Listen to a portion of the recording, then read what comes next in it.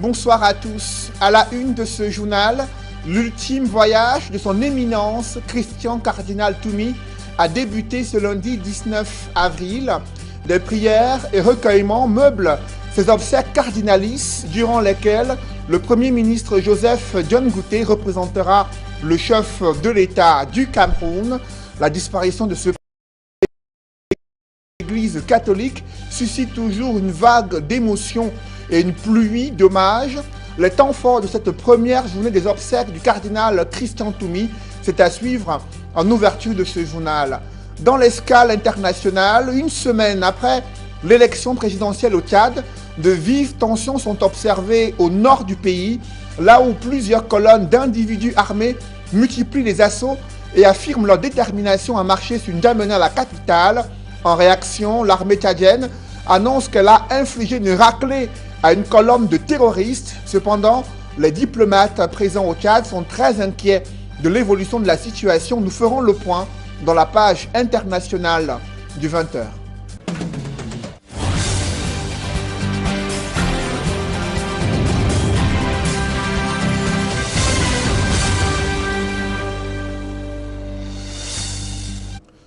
Merci de suivre cette édition complète de l'information sur Equinox Télévision. C'est une journée difficile pour la communauté chrétienne catholique et tous ceux qui l'ont connu de son vivant. Il entame son dernier voyage, le cardinal Christian Toumi. La levée du corps s'est déroulée à la garnison militaire de Douala. Un moment difficile à la fois pour ses ouailles, mais également pour ses proches, anciens proches collaborateurs et des hautes personnalités de la République l'ayant connu de son vivant. Première séquence des obsèques cardinalistes de Christian Cardinal Toumi, c'est avec Jean-Paul Chouniat. Dans la cour de la morgue de l'hôpital militaire de Douala, un balai de personnalités et des anonymes venus assister à la levée de corps de Christian Cardinal Toumi, décédé le 3 avril dernier, déçu de maladie à l'âge de 92 ans. Dans une ambiance lourde, à la chapelle ardente, des visages bien connus s'inclinent devant la dépouille de l'illustre disparu. Un membre du gouvernement, Issa Chiroma Bakari de l'emploi et la formation professionnelle, le gouverneur de la région du littoral, Samuel Dieudonné Iva Adibois et tout son état-major, aux côtés des généraux de brigade, des 2e régions de gendarmerie et régions militaires interarmées. Tout à côté du cercueil de son éminence Christian Toumi, un collège de prélats. Au premier rang, Abraham Kome, président de la conférence épiscopale nationale du Cameroun, Andrew Nkeya, archevêque de Bamenda, et surtout la présence remarquée de l'archevêque de Douala, Monseigneur Samuel Cléda. Tous demandent en chœur au Seigneur d'accueillir l'âme de Christian Cardinal Toumi, qui a consacré plus de 50 ans de sa vie au service de l'Église catholique romaine. Accueille maintenant notre prière pour ton serviteur Christian Cardinal Toumi, qui est mort dans le Christ et qui attend la résurrection bienheureuse. Permets en ta bonté qu'après t'avoir connu par la foi et servi sur cette terre, il te rende gloire sans fin dans le bonheur du ciel, par Jésus le Christ notre Seigneur. Dans son homélie de circonstance, l'évêque officiant s'inspire de l'épître de Saint Paul aux Corinthiens pour invoquer la résurrection en ce mois de célébration pascale pour Cardinal Toumi. La promesse de vie éternelle, après la résurrection, nous a été faite et elle s'est accomplie dans la vie de Jésus comme elle s'accomplira dans la vie de chacun d'entre nous. Avec beaucoup d'assurance, de foi, Christian Cardinal Toumi à la miséricorde de Dieu, afin que là où est ton Seigneur, que lui-même y soit. Par ces temps de résurgence de Covid-19, la messe est dite en 30 minutes chrono, dans le strict respect des mesures barrières. Le fils du village Kekaikelai, qui à Kumbo dans le nord-ouest, peut donc entamer son dernier voyage vers l'éternité. La dépouille du défunt cardinal Christian Toumi est en route pour la cathédrale Saint-Pierre et Paul de Douala, siège de l'archevêché où le défunt éminent a servi du 31 août 1991 au 17 novembre 2009. La suite du programme prévoit évidemment prières, recueillements et animations diverses jusque tard dans la nuit. Depuis la garnison militaire de Douala, Cédric Chouna, Jean-Paul Chuniat. Et c'est une mobilisation particulière qui est observée à la cathédrale Saint-Pierre et Paul de Douala, là où des messes sont dites depuis cet après-midi afin de prier pour le repos de l'âme de Christian cardinal Toumi et des chrétiens catholiques et d'autres personnes plus ou moins proches de son éminence cardinal Christian Toumi sont partis de l'étranger, d'autres du Cameroun profond, afin de lui rendre un dernier hommage. Des précisions dans ce reportage d'Innocent Abega et Kediara. C'est avec acclamation que les chrétiens, venus assister à la cérémonie des obsèques de Christian, cardinal Toumi, ont accueilli sa dépouille au sein de la cathédrale Saint-Pierre et Paul, ici même, à Douala. Si le mot d'ordre initial, bonne distance du cercueil, les fidèles et autres invités installés dans la cour de la cathédrale n'ont pas pu le respecter, attirés comme il l'était par le désir de le voir de près, comme pour attester par là même de la mort véritable du cardinal. À l'intérieur de la cathédrale, un dispositif spécial a été déployé pour encadrer la cérémonie de ses obsèques.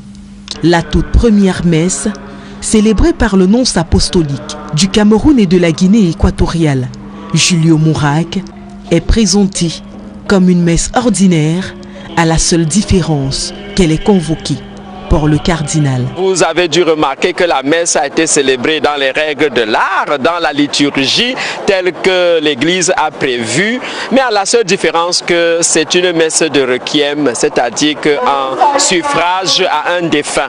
Et pour le cas d'espèce, c'est le cardinal qui nous convoque. Devant l'autel, le cercueil de son imminence, disposé lui aussi de façon particulière. Contrairement aux fidèles qui ont une disposition telle que la tête regarde l'autel, la disposition du cercueil d'un évêque ou d'un prêtre, c'est tel que c'est la tête qui regarde la foule. Parce que durant son existence, il regardait la foule, alors que les laïcs, quant à eux, regardent l'autel. La messe va s'étaler sur plus d'une heure et à son terme, au fou de soulagement et intention de prière de la part des fidèles de l'Église. Moi, j'ai privé tout aujourd'hui pour rendre ce dernier hommage à notre éminence. Parce que nous, je sors de la paroisse de Mabanda et je suis très ravie d'assister à sa levée de corps et pour lui dire ce dernier hommage, puisque c'est un grand homme, il a fait beaucoup pour nous. À Mabanda, nous avons prié pour que ensemble le Seigneur qui nous l'a prêté l'accorde vraiment une place de choix auprès de lui parce qu'il a été son serviteur fidèle sur cette terre. Et pour cela, nous rendons grâce à Dieu. Nous souffrons parce que c'est une séparation. Ça nous fait mal de le voir partir. On aimerait même qu'il reste, qu'on puisse le contempler. Mais enfin, chaque vie a une fin. Il faut qu'on le laisse partir, retrouver son Seigneur, afin qu'il prie pour nous. Il prie pour les causes de notre Église, mais qu'il prie également pour son pays, le Cameroun, qu'il a tant aimé. Une mort qui introduit le commencement de toute chose. Nelson va au ciel, rejoindre le Christ et tous les saints de l'Église. Le Premier ministre, chef du gouvernement, Joseph Dione Ngouté, représentera le chef de l'État aux obsèques de son éminence Christian cardinal Toumi demain, mardi, à la cathédrale Saint-Pierre et Paul de Douala. Dans l'actualité, après le vaccin Sinopharm, le Cameroun reçoit plus de 300 000 doses du vaccin AstraZeneca, un vaccin anti-Covid obtenu grâce à la facilité COVAX. Face aux suspicions qui entourent ce vaccin, les responsables locaux de l'OMS sont montés au créneau pour apporter des éclairages sur la fiabilité du vaccin AstraZeneca. Du côté du gouvernement camerounais, l'intérêt majeur, c'est sur la multiplicité des vaccins et les différents modes d'utilisation. Compte rendu, Joël Essengue et Gizogo. Le premier lot des vaccins AstraZeneca est au Cameroun.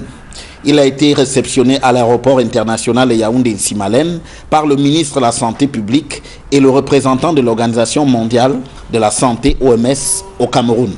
Avec l'arrivée de ce lot de 400 000 vaccins AstraZeneca, les inquiétudes sont toujours démises au point que les assurances de l'Organisation mondiale de la santé sont sollicitées. C'est un travail acharné qui a eu lieu et qui a abouti à ce que l'OMS se prononce sur la qualité, la sécurité et l'efficacité de ce vaccin, comme les 3 autres vaccins qui ont été approuvés par l'OMS. Oui, le vaccin que nous recevons aujourd'hui a approuvé ses preuves. De son côté, le ministre de la Santé publique indique que ces nouveaux vaccins vont contribuer à renforcer l'offre en la matière au Cameroun. Nous allons simplement renforcer sur le terrain l'offre de vaccination avec ces vaccins, et y compris les vaccins qui arriveront, de manière à ce que nous n'ayons pas de rupture en termes de demande. En Afrique, nous avons commencé dès le bas âge avec la vaccination. Et c'est pour ça que dès que nous avons reçu les premières doses la dernière fois, ça allait rapidement parce que nous avons déjà l'expérience en la matière. Quant à l'équation de la vaccination, l'Organisation mondiale de la santé décline son importance, tandis que le ministère de la Santé indique les axes prioritaires de cette étape. La première raison, le vaccin que nous recevons aujourd'hui et les autres vaccins qui ont été approuvés par l'OMS ont une caractéristique commune. Ils protègent tous contre les formes graves de la maladie. La deuxième raison, le fait qu'il y a beaucoup de malades, ça crée de la pression sur le système de santé. Et donc le fait de se vacciner réduit cette pression. La troisième raison, quand beaucoup de gens se vaccinent, on diminue la pression sur le virus. Et donc, il y a moins de risques de variantes. Nous avons simplement respecté la priorisation qui a été faite par le Conseil scientifique l'UNITAD. Commencer par les personnes qui sont les plus exposées à la maladie, donc les personnels de santé. Avec ce que nous recevons, on peut desserrer un peu, aller vers les personnes de plus de 50 ans avec comorbidité et puis les personnes vulnérables. On peut élargir le spectre et au fur et à mesure que nous recevons d'autres doses de vaccins, nous allons élargir aux groupes spéciaux, nous allons élargir aux enseignants et après on verra si on peut maintenant vacciner la masse. Outre le vaccin AstraZeneca, le Cameroun a déjà reçu les vaccins Sinopharm, Sputnik et doit aussi acquérir des lots de vaccins Johnson & Johnson dans les prochains jours. La communication gouvernementale autour de cette campagne de vaccination anti-Covid-19 présente quelques insuffisances au regard de la réticence des Camerounais à se faire vacciner et leur crainte sur l'efficacité de certains vaccins. Qu'en est-il réellement? Élément de réponse avec Joël Essengue et Gizogo. La communication du gouvernement sur la vaccination contre le Covid-19 est sujette à caution. Jusqu'ici, les inquiétudes des Camerounais, notamment le cas du vaccin AstraZeneca, le démontrent amplement, loin des assurances du gouvernement qui restent mollassonnes. À cet attentisme, les réseaux sociaux répandent plutôt toutes sortes de messages anti-vaccin Covid-19 auxquels les Camerounais ont accès abondamment. Le gouvernement, qui répète inlassablement qu'il y a bien urgence à se vacciner contre le Covid-19, a essayé de donner le change lors d'une conférence de presse à Yaoundé. Le vaccin apparaît de la vie générale comme la réponse la plus incontournable et la plus conséquente pour préserver les vies des populations qui le souhaitent d'en bénéficier. Mieux, sans se poser plus de questions sur comment faire adhérer les Camerounais à l'idée de se vacciner, le gouvernement lui en est déjà à son plan sur cette question. Le dit plan propose un déploiement graduel de la vaccination en commençant par les personnes les plus exposées ou à risque de formes graves et de décès à la lumière des avis du Conseil scientifique pour les urgences de santé publique et du groupe technique consultatif national pour la vaccination. Ni la task force logée à la présidence de la République, dont on n'entend rien de concret, ni le ministère de la Santé publique n'ont songé à une campagne de communication faite par exemple de spots, de passages dans les émissions, d'affichage public, de messages via WhatsApp et de SMS pour persuader les Camerounais de se vacciner contre le Covid-19. En revanche, on peut être sûr d'une chose, le budget consacré à ce volet de la vaccination contre le Covid-19 sera indiscutablement conséquent. Et parlant de la gestion de ce budget lié à la lutte contre la crise sanitaire, le secrétaire général de la présidence de la République a annoncé qu'il est désormais l'ordonnateur des fonds Covid-19 et une task force a été mise en place à la présidence de la République. Elle est créée un an après la mise en place d'un comité interministériel présidé par le chef de gouvernement, 2 structures chargées du suivi des stratégies de lutte contre la pandémie du Covid-19. Ces pouvoirs donnés au secrétariat général de la présidence de la République posent problème selon des politiques, notamment des opposants qui critiquent l'attitude du chef de l'État absent sur la scène publique et envoyant son secrétaire général dont les pouvoirs surpassent souvent ceux du Premier ministre. Quelles sont les conséquences d'une telle gestion au sommet de l'État? Quelle analyse en font les différents acteurs politiques? Élément de réponse avec Flavien Valondongo. Les cercles de pouvoir et des décisions ne cessent de se multiplier au Cameroun, notamment pour la gestion de la riposte contre le Covid-19. Pour des acteurs politiques de l'opposition, c'est la conséquence de la malgouvernance. Il s'avère que le Premier ministre est à la tête d'un comité interministériel dont les compétences lui n'ont pas été enlevées. Donc comment ça se fait que dans un pays, vous avez des ministres à qui des portefeuilles sont confiés et que par la suite, toutes les activités qui sont liées à ces portefeuilles ministériels sont dépouillées au profit d'une entité ad hoc qui est créée à la présidence de la République. Le militant du parti au pouvoir souligne qu'il n'existe pas de cacophonie au sein du gouvernement actuel. Selon lui, le chef de l'État reste le seul maître à jouer. Nous ne pouvons pas dire qu'il y a cacophonie entre les instructions du chef de l'État et d'autres instructions qui sont, n'est-ce pas, données à lui, confiées au Premier ministre. C'est le chef de l'État qui fixe les orientations politiques, économiques et sociales. Il est libre de confier les missions au Premier ministre. Il est libre de créer une task force. Encore plus, la task force a un caractère temporaire. Le militant du mouvement pour la renaissance du Cameroun et allié précise par ailleurs que le secrétaire général de la présidence de la République développe une sorte de gourmandise du pouvoir. Ce qu'on constate quand même, c'est que la task force se voit dévolu un certain nombre de missions et de compétences qui, en temps normal, ressortent du champ d'activité des membres du gouvernement. C'est donc une affaire d'argent qui, selon des experts, fait parfois perdre la raison en développant de mauvaises intentions qui concourent vers l'usurpation. Nous ne pouvons pas dire que le ministre d'État, secrétaire général des services de la présidence, a usurpé. Il n'usurpe pas. Ce sont des instructions à lui donner par le chef de l'État lorsqu'il a reçu les rapports concernant, n'est-ce pas, le Covid. Le spécialiste des questions politiques explique que le président de la République laisse diviser pour mieux régner. Le président de la République est très malin. Le président de la République fait tout et pour tout pour ne pas prendre des coups et mettre en avant plutôt des fusibles. Et ce fusible, et l'un des principaux fusibles du président de la République, c'est le secrétaire général de la présidence de la République. Pour des invités de droit de réponse, c'est désormais un phénomène au Cameroun, notamment au sein du gouvernement actuel. Des cercles de pouvoir et des décisions qui ne cessent de se multiplier, signe d'une fin de règne, révèlent des acteurs politiques de l'opposition. Majeur pour le Cameroun, à savoir le contrôle de la qualité des médicaments. C'est un défi important pour le ministère de la Santé publique et l'ANACOM. Ces différentes structures s'en remettent désormais à une expertise nigériane afin d'avoir des outils nécessaires permettant au Cameroun d'assainir le circuit de fabrication et de distribution des médicaments au Cameroun. D'autres détails avec Rodrigue Ngassi et Marcelin Gansop. Les inspecteurs de la pharmacie du ministère de la Santé publique ont du pain sur la planche, dans un environnement où les bonnes pratiques ne sont pas toujours la chose la mieux partagée. Et parce qu'ils jouent un rôle de premier plan dans le contrôle de la qualité du médicament, le LANACOM saisit au bon l'opportunité de la formation offerte par le professeur Chimezi Anyakora. Ce spécialiste de la chimie pharmaceutique est au Cameroun pour partager avec les nôtres sa longue expérience. C'est un projet qui renforce, n'est-ce pas, les relations, qui assure la mobilisation des fonds et qui apporte un appui technique sur le plan stratégique en termes de Comment faire pour mieux contrôler les médicaments, par exemple?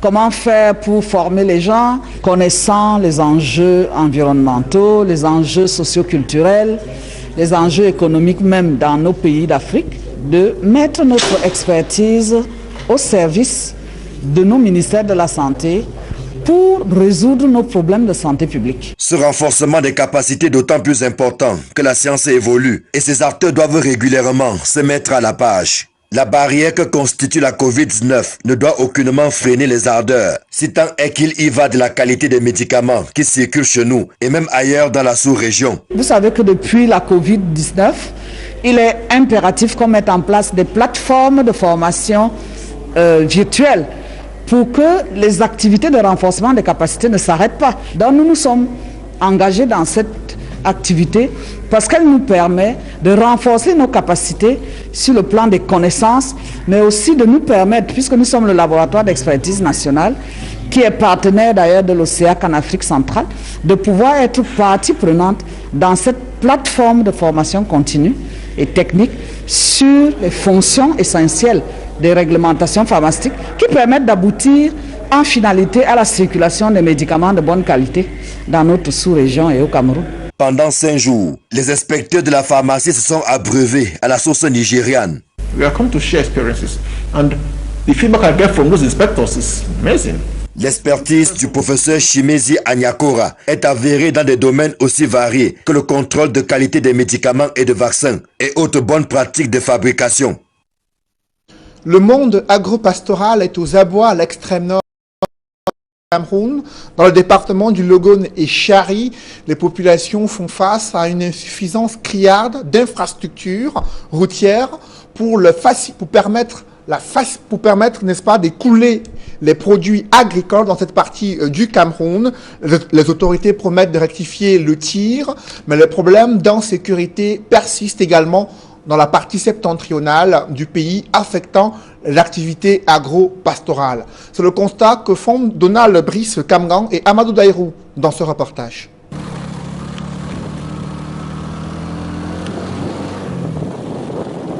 Cette piste relie Golfé, Fotokol et Makari dans la région de l'extrême nord. C'est un axe de 100 km environ non bitumé depuis des lustres. Pourtant, ici sort du mil, du sorgho, du maïs, entre autres. Cet enclavement irrite les populations locales. Nous, les paysans, nous souffrons beaucoup pendant la récolte. Imaginez vous-même, un sac de mil est vendu, par exemple, à 10 000.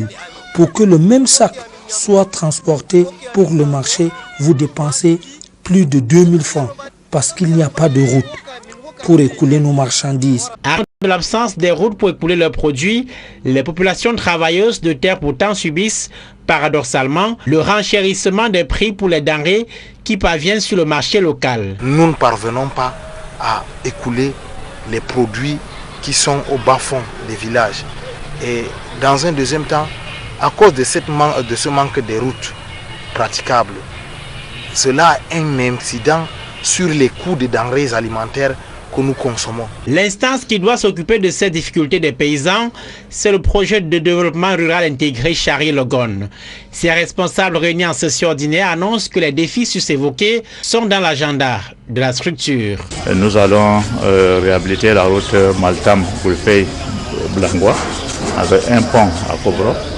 Nous allons réhabiliter la route Goulfey-Makari-Ngoma qui est un peu vers le lac, et la route Makari Amchulga Protocole, ce qui permet de désenclaver cette zone qui est très enclavée pour le moment. Mais avant, il faudra franchir les procédures administratives en matière de passation de marchés publics.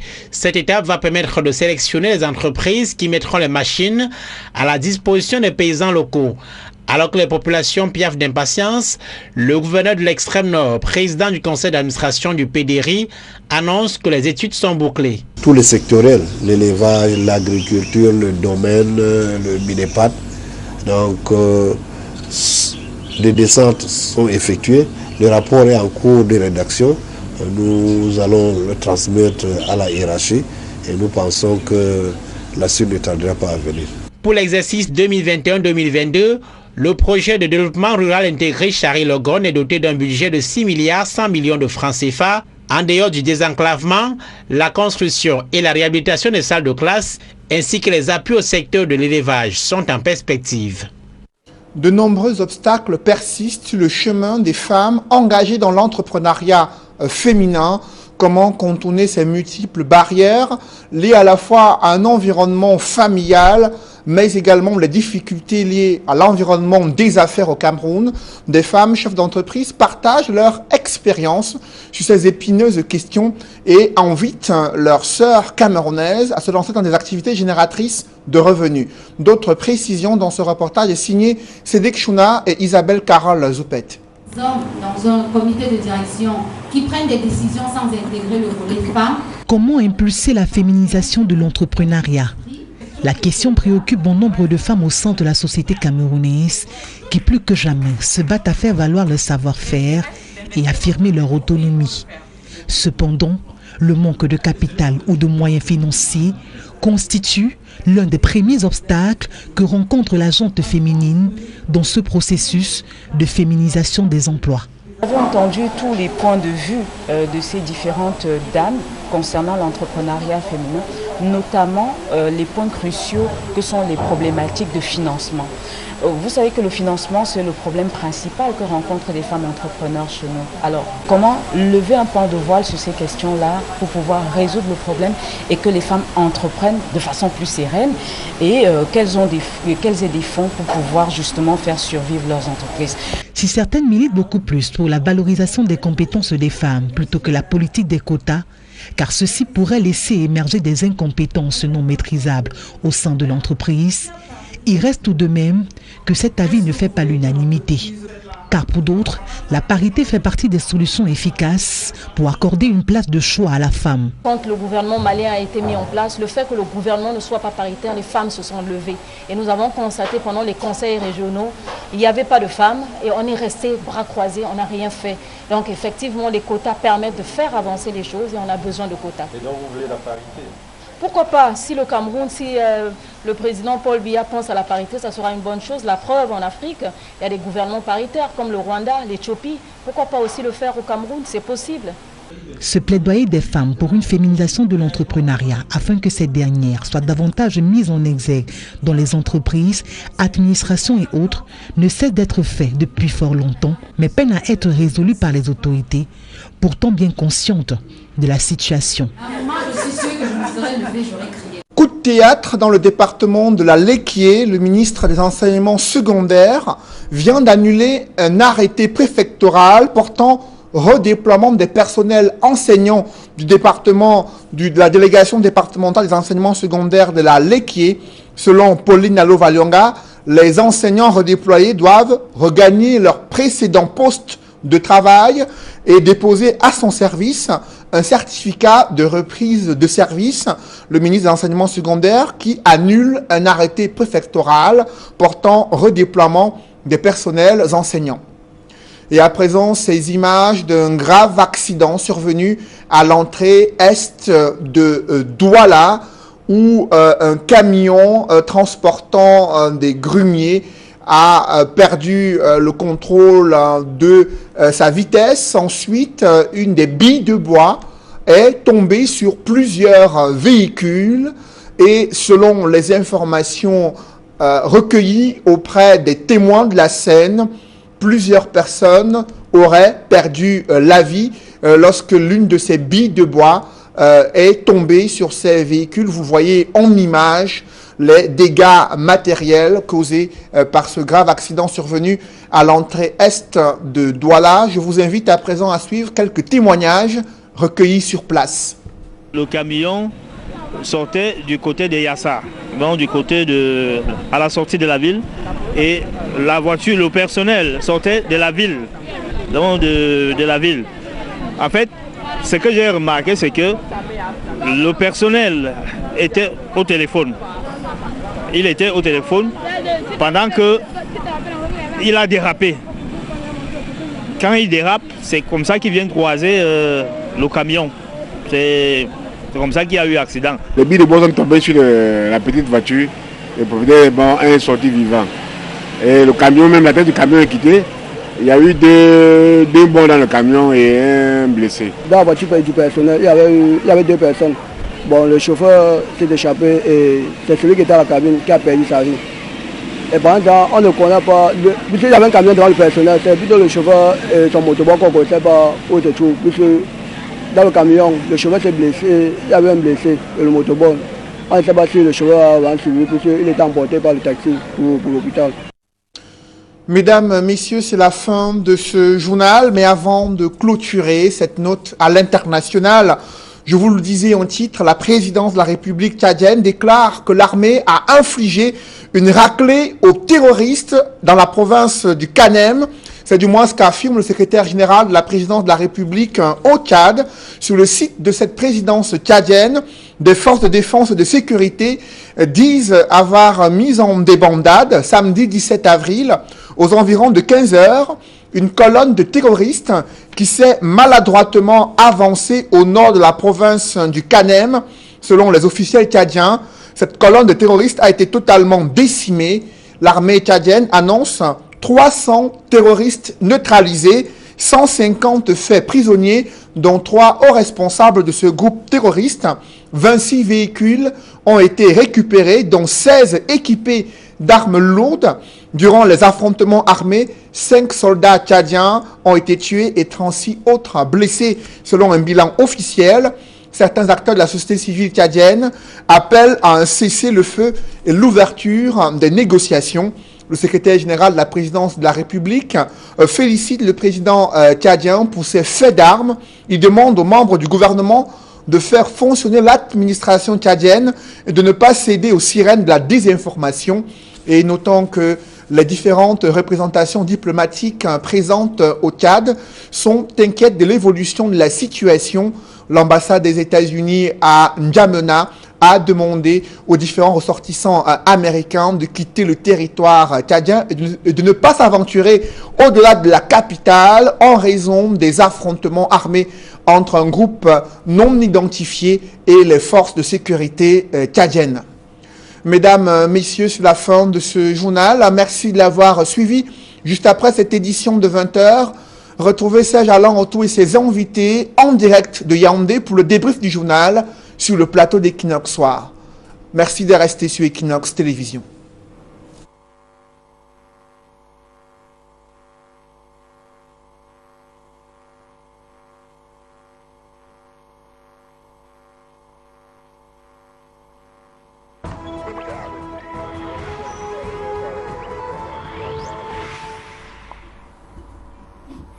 Retour sur le plateau Equinox Soir, deuxième partie, c'est le temps du débrief, toujours en compagnie de Léopold